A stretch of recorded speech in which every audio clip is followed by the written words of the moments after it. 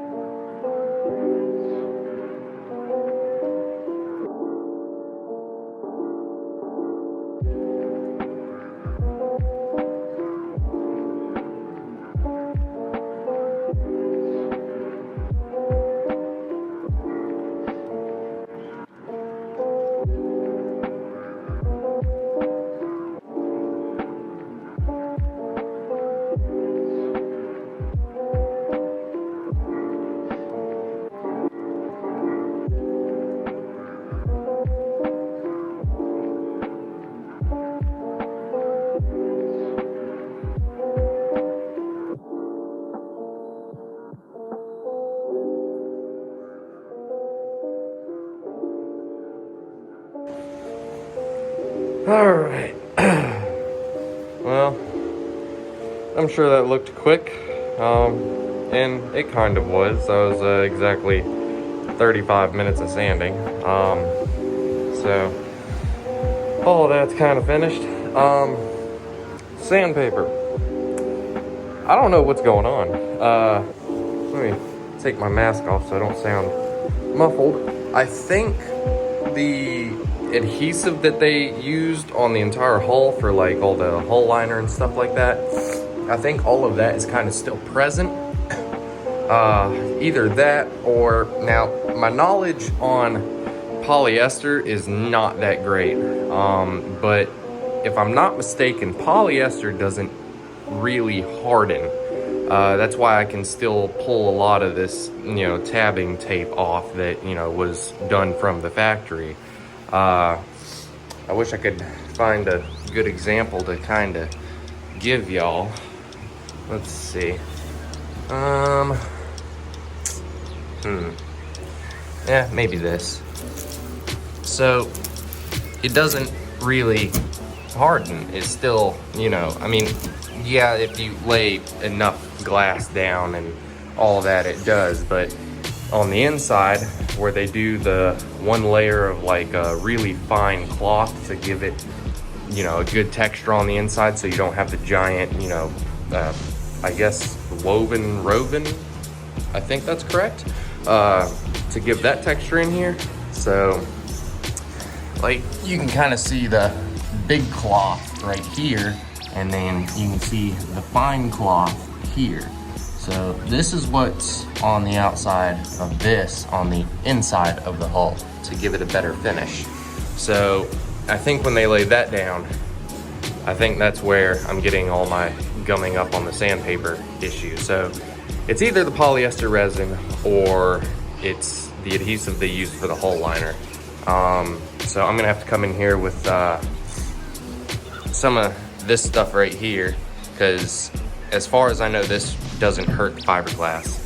If I knew citrus strip wouldn't hurt the fiberglass, I would use it, but I'm not 100% sure if it will or won't. I've heard mixed things on that, so I mean, citrus strip would make this go a lot faster, but I'm not gonna risk it. So next on the agenda, clean these bulkheads, both of them. Come in here, make this right here look a little bit better than it does, and then I'm going to pretty much epoxy all of this, and I'm gonna have to do something with that. I'm gonna probably throw some 5200 in there, because I'm pretty sure that's all I've got is 5200. So I'm gonna take a quick break, and once I get done with that, I'm gonna start doing these bulkheads.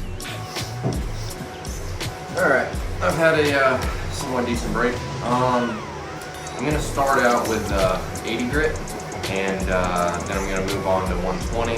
Just doing the 80 just to really knock things down, like over here where the fiberglass is, where it's kind of poking out a little bit. So that's what we're gonna use 80 grit for.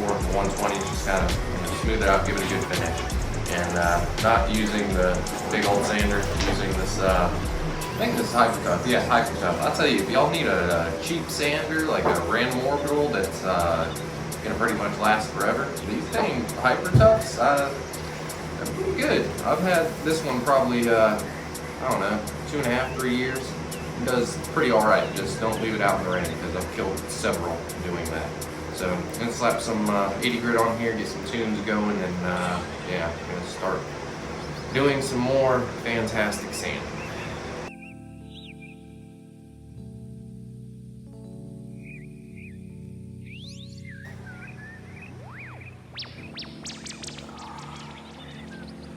So I might retract my previous statement. So this is what happens when you turn it on. So yeah, I'm gonna run down and go grab another sander. Let's try that again, but with a Black & Decker.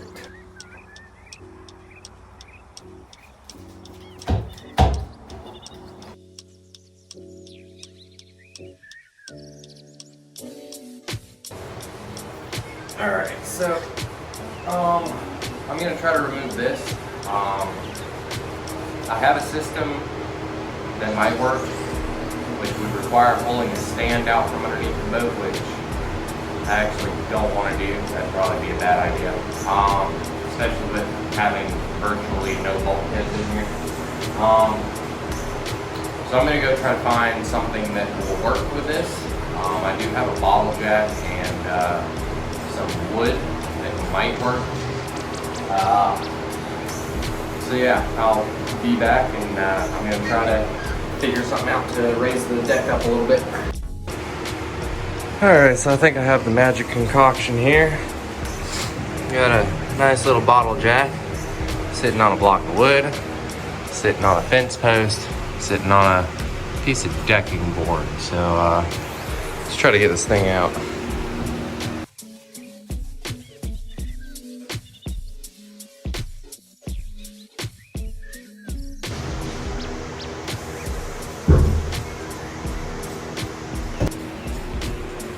All right, now if there's one thing I can promise you, it's that your boat will not be as easy. It wasn't even bolted in or anything like that. And I barely have any bulkheads in the boat, so everything just kind of worked smoothly. So now we're gonna sand these edges here. And I'm sure you're probably wondering why in the world I even removed it. It was just so I could get in here, because once I epoxy this, more than likely the epoxy is gonna stick to that, and then that would have made it a big pain to get out. So now we're gonna sand this outer edge here, and then I'm gonna pretty much dust it off. I'm not gonna really do any acetone because there's honestly no point. The epoxy just needs to soak into the wood. After that's done, and once that's sanded, then I can start, you know, wiping it down with acetone. I don't want acetone getting into the wood or anything like that. But it all cleaned up fairly well. I think I'm gonna grab the piece of sandpaper off the sander once I'm finished with this side over here, and hand sand this little spot right here a little bit, and down towards the bottom edges where I couldn't really get that close with the sander. And I'm not gonna hit it with 120 because the 80 grit actually did a pretty good job, and it's really smooth. So yep, just gonna sand this outer edge, slap on some epoxy, and then once that cures, we'll be able to pressure wash the inside of the boat and really get her nice and clean. I think I'm gonna remove this floor because, I mean, I did this when I first got the boat because the floor was almost rotten. And as you can see, it's not exactly even, and I don't know. I feel like I can do better than what I did back then. So I'm gonna do something with this. Plus, all the storage that's underneath, well, I say storage, but it's space that's underneath here. I can use all of that for storage. I don't know if the camera's gonna be able to see it, but there's a lot of space under there. And over here, despite all the hoses being in the way.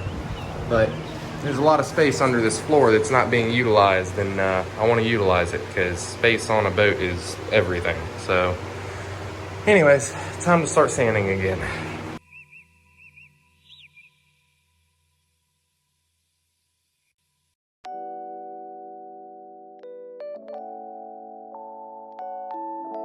Alrighty, got everything sanded down, got everything taped off on the bottom part just so that no epoxy gets stuck to the paint down here. Even though it really don't matter because this floor pan right here is probably gonna get pulled out. I'm still not sure yet.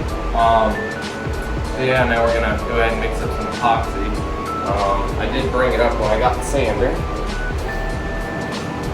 So this stuff is gonna look pretty dark when I go to mix it.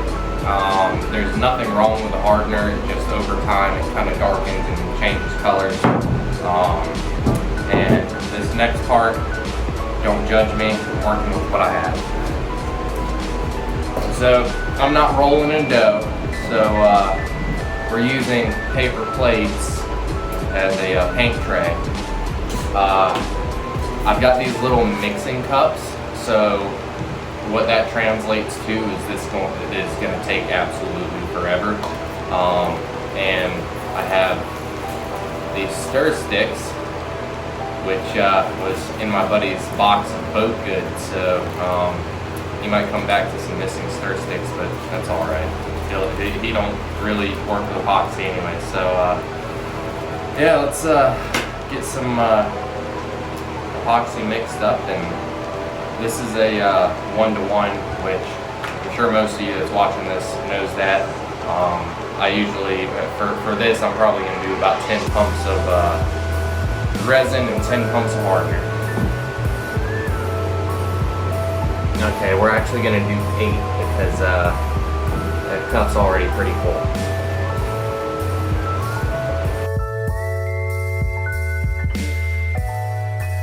Later. Now, I only stir this stuff for like 40 seconds. It seems to be fine. Typically, if I was trying to lay down some fiberglass or something, I'd let this sit for about a minute, let all the air bubbles get out. Because, let's see if I can show you this. But inside there's all kinds of air bubbles.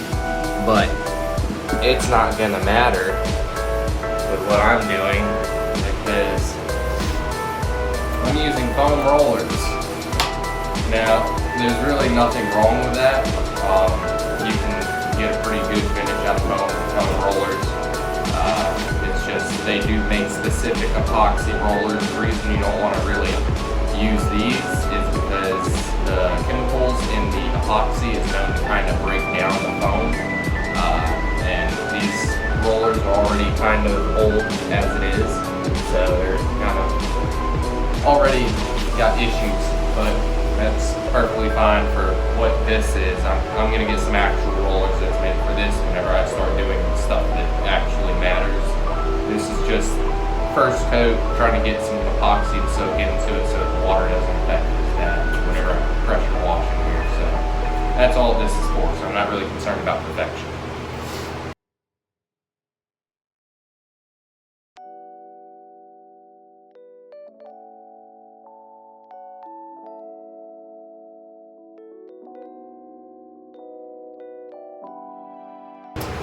Alright, well, I think this roller is done, so I'm going to go ahead and swap it out for a new one. Also, my epoxy is starting to thicken up just because it's cured. I mean, it's like 75 degrees outside right now, so the epoxy is kicking off pretty quick. And the whole point of this is to have the epoxy as thick as possible so it'll actually penetrate the wood. You might have seen me go over all of this one more time. I'm just lightly taking this and just bringing it down. I'm not putting any pressure on it. I'm just letting the weight of the roller just kind of roll down so it pops all the air bubbles that's in the epoxy. It's not going to get all of them, but it does get most of them. And that helps me out later on down the road. So yeah, this bulkhead's pretty much done. Whenever that tacks up a little bit and it's not fully cured, but just, you know, tacky, I'm going to run it over with it one more time with some epoxy, as long as I've got some. It turns out 8 pumps was actually a little bit too much for this, so I've got quite a bit left over. So on this one over here, considering it's about half the size, that's probably 4, so I mean, I'm probably going to go with 4 on this one. It's probably still going to be overkill, but I'd rather have too much than too little, because that would suck. So I'm going to go ahead and move on to doing this bulkhead over here.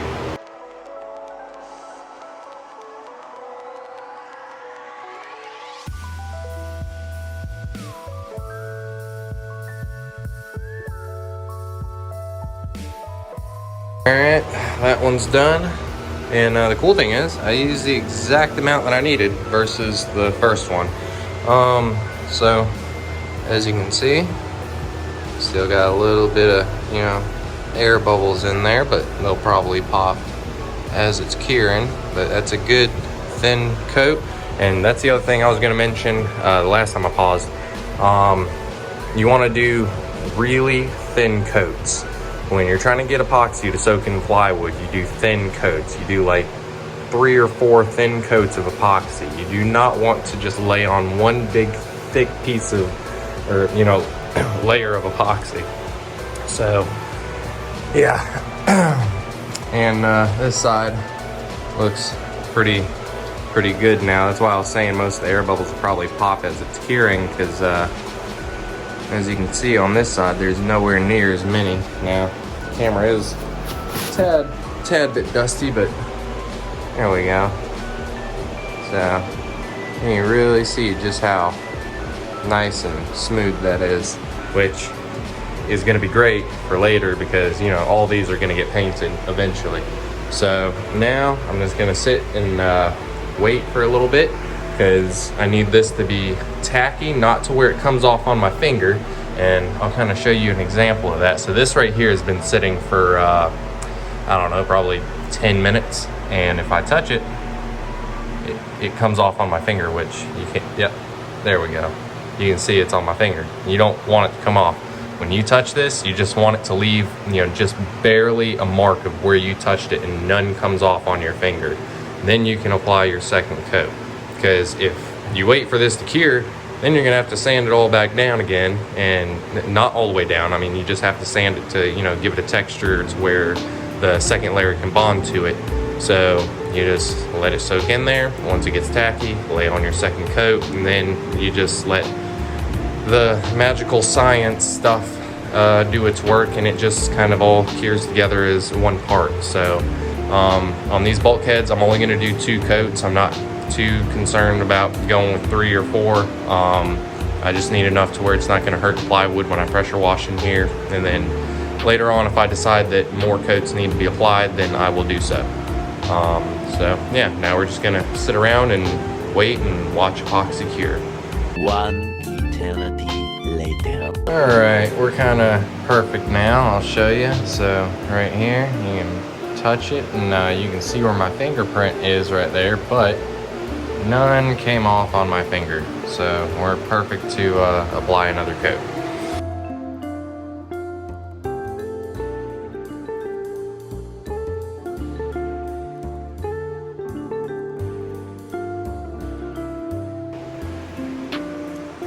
All right, that's the final coat on. So it's pretty much finished. I'll let this cure overnight. I'll leave this here in overnight. I might not put that back in until I'm done pressure washing. I know it's teak and technically it'll be okay, but not something I want to risk. So I'll leave all this in place, let her cure, and I've got work tomorrow. I can't remember what time I get off, but I don't think I get off that late. I think it's 10 to 4 if I'm not mistaken. So if that's the case, then tomorrow we'll come in here, we'll clean all this garbage up, get everything out of here that doesn't need to get wet. And then the next day, I believe I'm off. Pretty sure I'm off Friday. So we'll come in here, we'll pressure wash the entire hull, and then y'all will see why I'm putting in all this effort to clean, as long as I can get enough cardboard. So yeah, that's pretty much it for today. So I'll see y'all tomorrow, hopefully. All right, it is Thursday, and I'm off work. So checking this, pretty good. Got some air bubbles here, but we ain't worried about that. We'll just give her a light sanding just to smooth it out a little bit. Same thing with the other side, all good. Air bubbles, again, not worried about it. Unfortunately, they changed my schedule, so I'm gonna be working Saturday and Sunday, so that means that tomorrow's gonna be my only day off for the rest of the week. So I guess tomorrow we're gonna do the cleanup in here, and then once we get the cleanup done, and then I guess we can try to figure out how to get the rest of this paint and yellow stuff off the hull. I'm guessing that's still some adhesive from the lining, which doesn't make sense because there was teak board or teak slats right here, so I don't know why it'd be yellow back there. But it is kind of slightly sticky. But I don't know, I'll figure that out. So, yep, tomorrow we'll clean, we'll pressure wash, get everything nice and, I almost said spiffy, but I don't want to, we're not going to go there. So, yep, I reckon that's about it. So, I reckon I'll see y'all tomorrow with a pressure washer that has a busted hose. There's going to be water everywhere. Alright, so it's Friday, and that means it is cleaning day, so that's what I'm gonna do.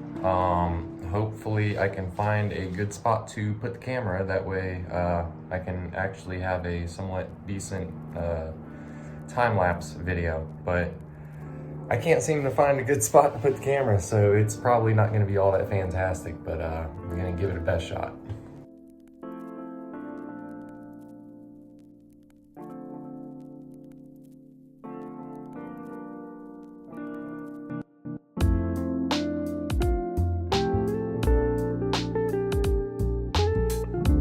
Alright, so it actually turns out that this floor was pretty easy to separate, so I'm gonna go ahead and try to get this out of here and make my life a living hell trying to get in and out of it.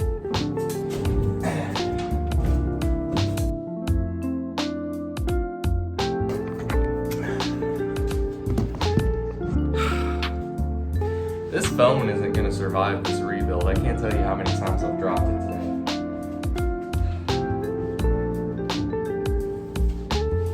Look at that pretty, well, I guess y'all can see. Look at that pretty fuel tank.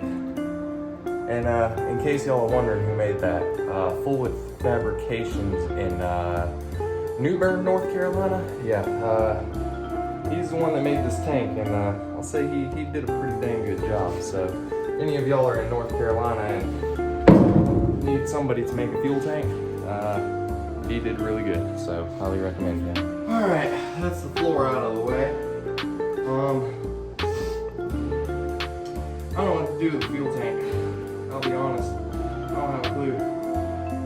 If any of y'all have a Cal Cruising 36, or know anybody that has a Cal Cruising 36, or even the 35, I think the 35 has the same fuel tank layout. If any of y'all need a fuel tank, let me know. I'll let this one go pretty cheap. I guess I'm gonna go ahead and just remove it, because I'm not gonna be using it. And I'd like to have access to this hatch that gives me access to the bilge. Yeah, it's under the fuel tank. Alright, the fuel tank is out of the boat. My cockpit has turned into a storage unit, but the entire inside of the boat is nice and clean. I'm not worried about on the other side of this bulkhead, because I'm going to do that section after I get this section pretty much laid out. That was a heavy fuel tank. So yeah, I guess now I'm actually going to bring the pressure washer up here and start pressure washing. So, and then hopefully after that's done, I can take a really good look at this area and try to figure out what to do with it, because it's pretty challenging. And the reason I say that is because of how this whole, oh, yep, there we go. This whole ordeal is. That shaft complicates things tremendously. And then after I'm done pressure washing, that thing's coming out, because I hate that thing. It literally doesn't get in my way, but I don't like it. I don't know why.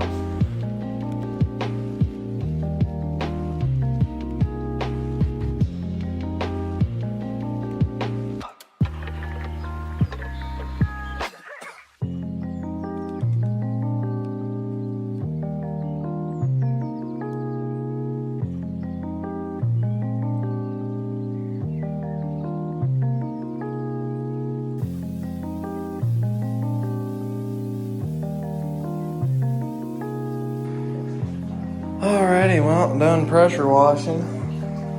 I found an engine under all that dust. So, yeah, might see if we can't get this thing fired up here in the next couple weeks. I haven't started this thing since it's been rebuilt, which was probably about 4 years ago. So, fingers crossed she's not gonna be stubborn. But other than that, boat's clean, clean-ish, a lot better than it was. I'm gonna have to come in here, especially around this area here, and kind of use a cleaner of some sort. Probably gonna do that on the entire hull, to be honest, because I want the entire hull to pretty much look like this. I don't want any dark spots or anything like that. Also, turns out I can pressure wash this paint off of here. Now my pressure washer hose is busted, so I'm not really getting the full pressure. So once I replace that, I think that I can just sit in here with a pressure washer and get all that paint off, which means less sanding, which is just great. I love that. So, yeah, other than that, that's pretty much gonna be it for this week. Since I'm working Saturday and Sunday, I reckon I'll go ahead and try to get this video edited and, you know, put out there today. So if it's not today, it'll definitely be tomorrow. So today's Friday, so hopefully Friday video comes out. If not, it'll be Saturday. So, yep, I hope y'all have enjoyed, and thank you guys for 100 subscribers. I didn't even realize it until I checked it like 2 days ago, and I was like, holy smokes, that's awesome. So, yep, thank you guys. But anyways, hope y'all have a good weekend, and I will see y'all for more exhausting work in a couple days.